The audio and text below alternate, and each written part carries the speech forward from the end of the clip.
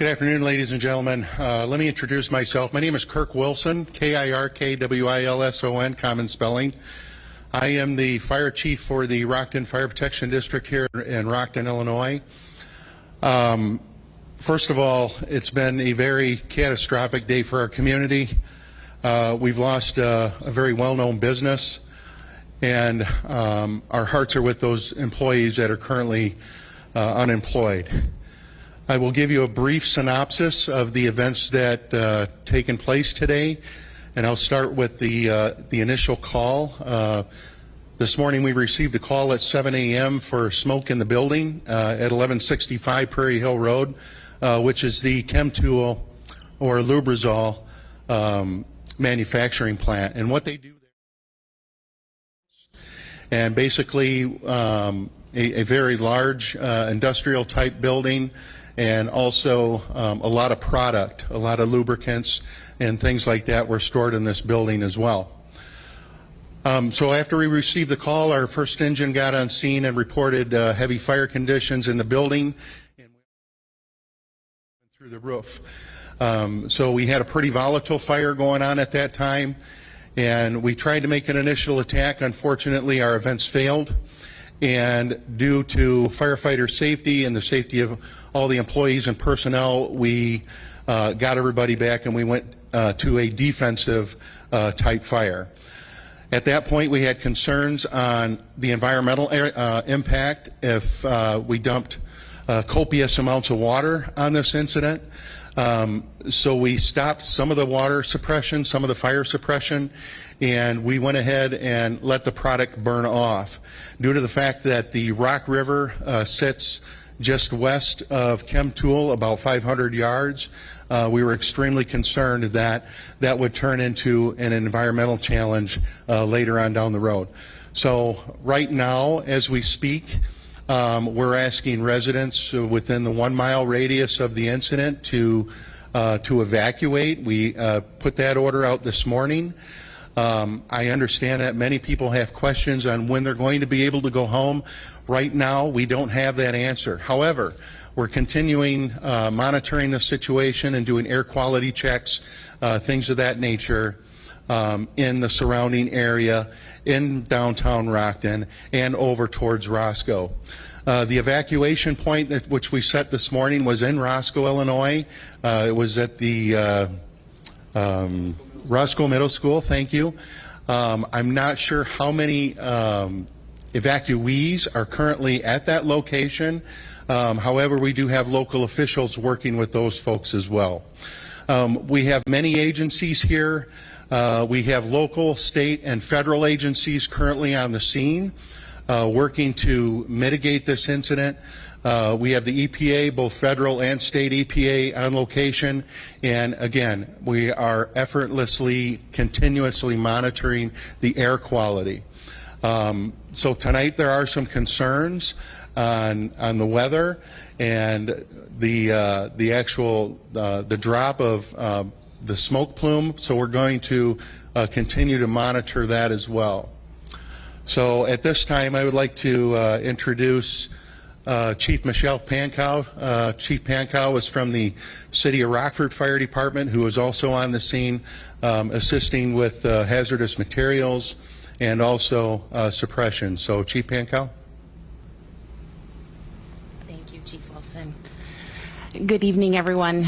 In addition to the fire department, my role here is also as emergency management. The mayor of Rockford was unable to attend, but I'm happy to step in for him and provide you a little bit of perspective on what we're doing from the Emergency Operations Center.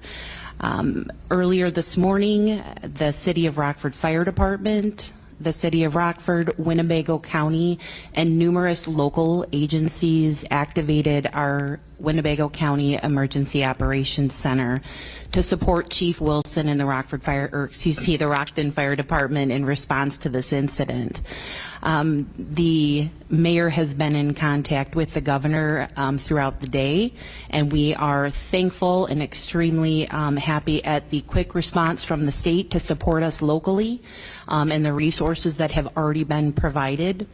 We'll continue to work through the Winnebago County EOC to support the operation here in response to the incident, and also to support the community.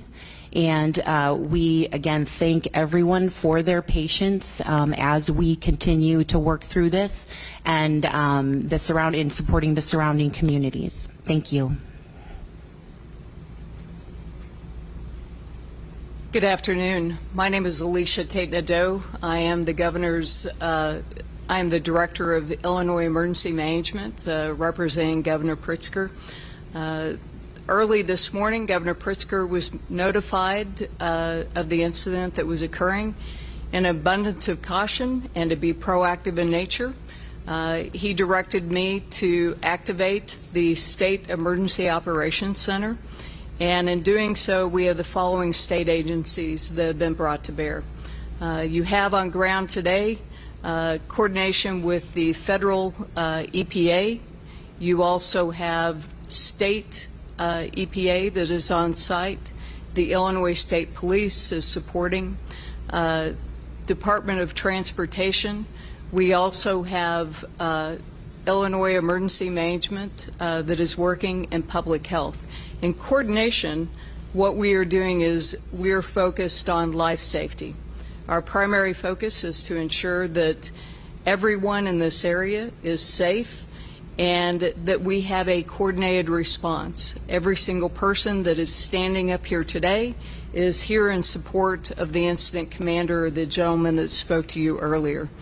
Our intent is, again, to make sure that this response is as smoothly as possible.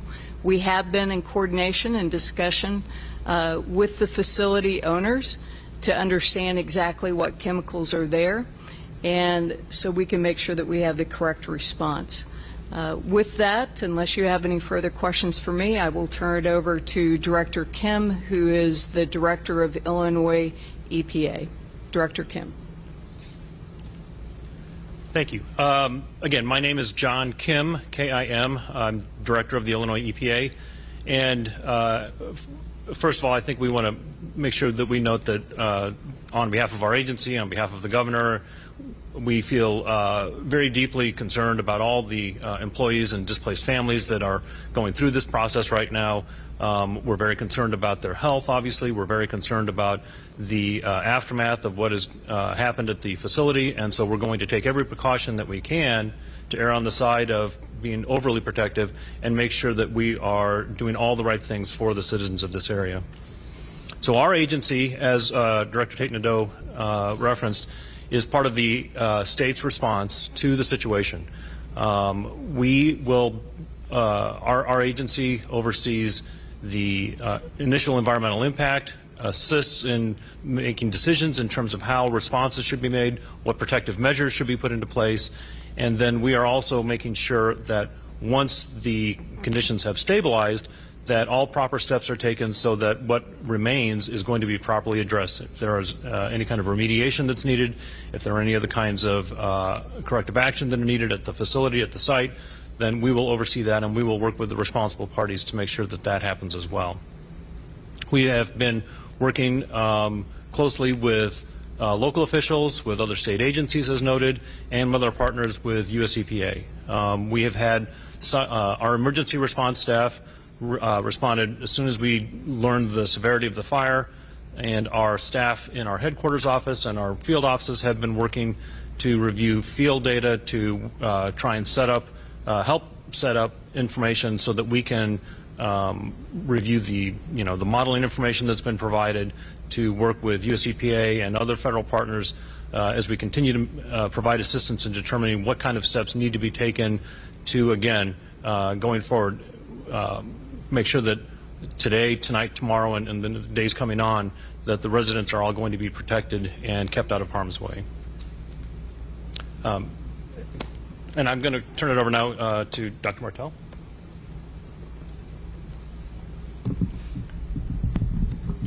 I'm Dr. Sandra Martell, S-A-N-D-R-A, and as a Mary, A-R-T-E-L-L. I'm the Public Health Administrator for Winnebago County. So first of all, I'd like to reiterate what every one of us has said, that we are first and foremost focused on life safety. and addressing the concerns to make sure that we mitigate the current existing conditions. As well, we went into the Emergency Operations Center. Our environmental health has been working with both the Illinois and the U.S. EPA to mitigate what we've got. We've got an environmental concern of an immediate fire with chemicals, and then we have items that were not intended to burn. And so how do we protect our community? And from the beginning of this, whether you're talking about COVID-19 that many of you have met me through, we again are here to protect our community and maintain their life safety. So with that, the Emergency Operations Center is a coordinated response. I want to remind the public that we're asking their cooperation once again. So within that 1 mile that we ask that you safely evacuate. And we are providing assistance through our partner agencies like the American Red Cross and the Salvation Army. If you are within 3 miles of the site, we are asking that you wear your face coverings, your face mask when out of doors. I know we just recently came out of the mitigations for COVID-19, but our masks are going to help prove protecting as well during all of this. And we ask that public that is not supposed to be in this area to refrain from coming in to the area. Remember, we are in a life safety active fire zone. And as much as curiosity wants you to come and take a look, we need you to cooperate once again to protect our community. And the other standpoint I want to say is we're getting a lot of postings in Facebook and emergency operations calls to the COVID-19 hotline. Please do not pick up waste that falls from the sky and related to the fire. We do not know what that waste contains. Please do not handle it with bare hands. Use a shovel, use gloves, and sequester it, meaning keep it separate from your household waste so that we know how to properly dispose of it. It's very important. We are reliant on our groundwater in this community, and keeping that safe is of utmost importance to us. I want to assure the public that everyone here is working diligently round the clock to address the changing situation, and will keep the public informed of that. And so with that, we will entertain any questions.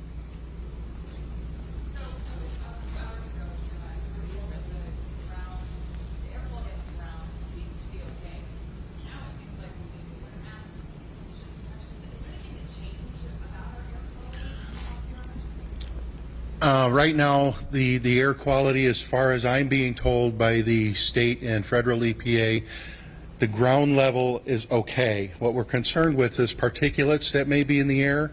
So that's why Dr. Martell is asking anyone within, that radius to just put a mask on for your own safety. Yeah, sure. Absolutely. So actually what we're going to do is we're going to continue to monitor that, and the state and federal EPA have set monitoring stations throughout the village of Rockton, and also on the west side of Rockton and over into the Roscoe area. So we want to continue to monitor those air quality samples, and if things change, then at that point in time, then we'll change on what we will do as far as any further evacuation or anything of that nature. So, well, Chief Wilson, you've been saying a 1 mile radius for evacuation. We got a press release earlier from the governor's office saying a 2 mile. No, that's not correct. It's always been 1 mile. Now, we started early this morning with the 1 mile radius. So any information, like I said, that you're seeing on Facebook, make sure it's coming from a reliable source, whether it be from the Winnebago County Emergency Operations Center or our Fire Protection District. Chief, I know you were talking about having all the crews and the debris falling. Have you had any crews report back that any grass fires have gotten out of control? We throughout the day we've had several grass fires, but they've been contained just into that area. Behind Chemtool there's an open field, but those have been taken care of, so those are being contained. So no worries right now about No, running into absolutely not. And just to give you an idea too, the actual fire itself is contained into one area, so there's no exposure problems to any other buildings or anything of that nature too. What about the Rock River? Are you worried? Absolutely, we're worried about it, and that's what our main concern is. So right now, we're monitoring that. We don't have any spillage in the Rock River or any kind of runoff. Again, and our environmental partners are keeping a close eye on that as well. Dr. Martell, you talked about the need to wear masks if you're within 3 miles of the area. Given the nature of what's burning, what is your concern for what people could be taking into their lungs if they are not wearing masks? So the question is regarding masking, and again, it's a layer of protection. At this point, because we're monitoring, it's a constantly evolving situation. We're learning more. That's why the monitors are out there. What starts at the beginning of the day is night and the dew fall. Again, that's why we're very concerned about that. So again, why not protect our lungs? We're extremely cautionary at this point. But the important part is, what can you as a community do to protect your own health? You can wear that face covering that protected you against COVID-19. Given the nature of what's burning, are you concerned about carcinogens, things people inhaling that can be potentially dangerous either in the short term or the long term? Well, we're concerned about any particulate matter at this point. Any of them can be a pulmonary irritant. So what we're talking about is a compromise in your immune system, people with asthma, people with underlying respiratory conditions. We must be extremely cautious about them breathing in any type of particulate matter. Marcel, Chemtool was part of that tier 2 regulations. Can you tell me how that helps you guys trying to figure out what chemicals are in the air? Hi again, Alicia Tegnado from Illinois Emergency Management. So the Tier 2 chemicals that we're talking about are chemicals that we know are caustic in nature, and they are required to report, the facility is required to report those. So whenever this incident initially occurred, we ended up pulling that list to look at those so we knew exactly how much on an average day they had in the facility. And it begins to help folks like public health determine, you know, what are the precautions that we need to take to protect the public. It also is very critical whenever local fire and hazmat is on site. It helps them to identify how best to respond to the incident. So there are a number of different chemicals that are in there. One of those is lead. The other ones is basically what is antifreeze, nitrogen, sulfuric acid, and a few others. Please understand that this is one of the largest facilities in the nation that has different oils. So whenever there's a bunch of different chemicals that are in there, one of the things that the chief looks at is to try to determine, whenever you have a fire of this nature, how do they all work together? And again, it all comes back to life safety. We want to make sure that if you wear your mask, if you have to be outside, we want you to make sure that you wear your mask. If you don't have to be in that area, we would encourage you to stay outside of the area.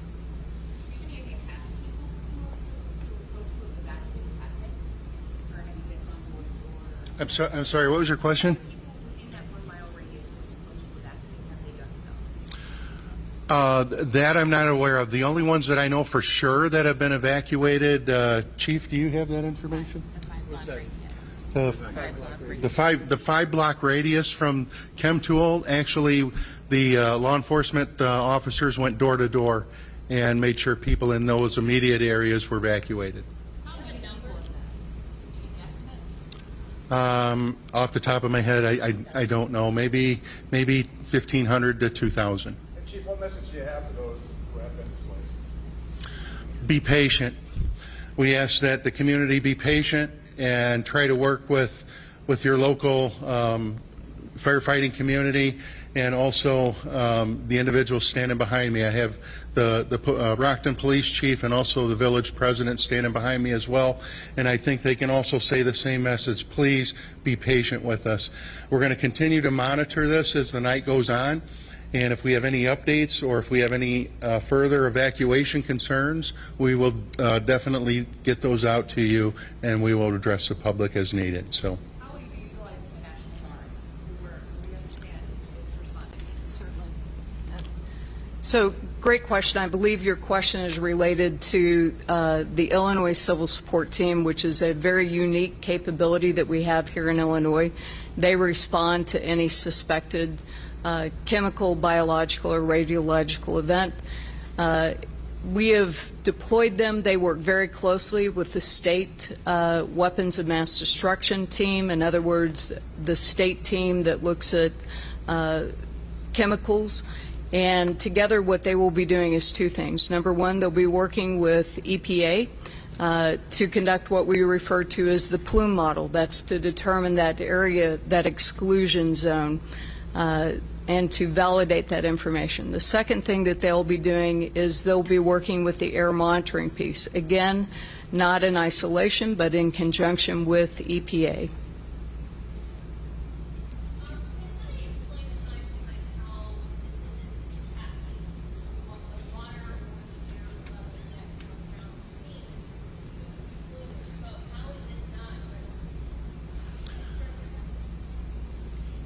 Do you want to comment? Go ahead.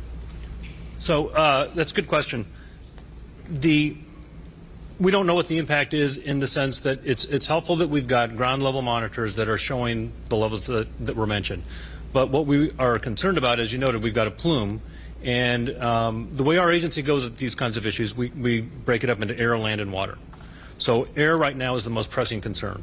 And so the best way for us to make a determination as to how we should address that is to look at the monitoring data that's been referenced before. So it'll build a little bit upon that. So the civilian support team that works through the Illinois National Guard, that's been a big help. And then US EPA, they've been providing two pieces of assistance. They have someone called an on-scene coordinator, which is sort of their emergency response person, and they assign somebody in situations like this where there's a need for federal coordination of resources. And the other piece that they're bringing is equipment and the ability to conduct air monitoring. And so what they're going to be looking at is they're going to monitor for what we call VOCs, or volatile organic compounds. They're going to look for sulfur dioxide, and they're going to look for lead. And those are all contaminants that are based upon the profile that was described before, and these are the contaminants that we're going to be primarily concerned about. So dependent upon the levels that we see, depending upon how we see that tracking through modeling and so forth, then we'll be able to have a much better idea of, to answer the question, so exactly what is that plume doing and what is the impact. On the water side, as was noted, there was a decision made to pull back on the use of water out of concern for runoff, which very understandable, and that does go a long way towards that.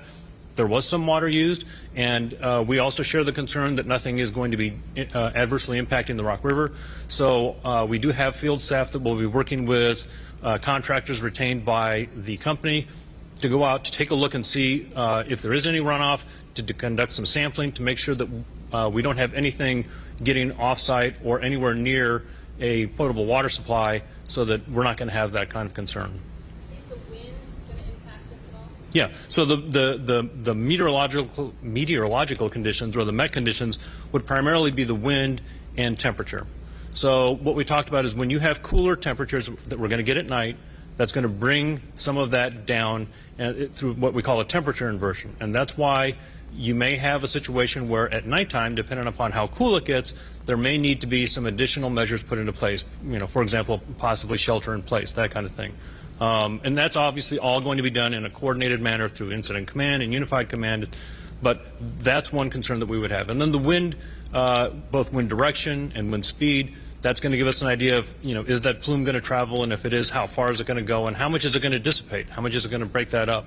So we'll get them. These are all good questions, and right now we're still gathering the data that we need to get a better answer on that.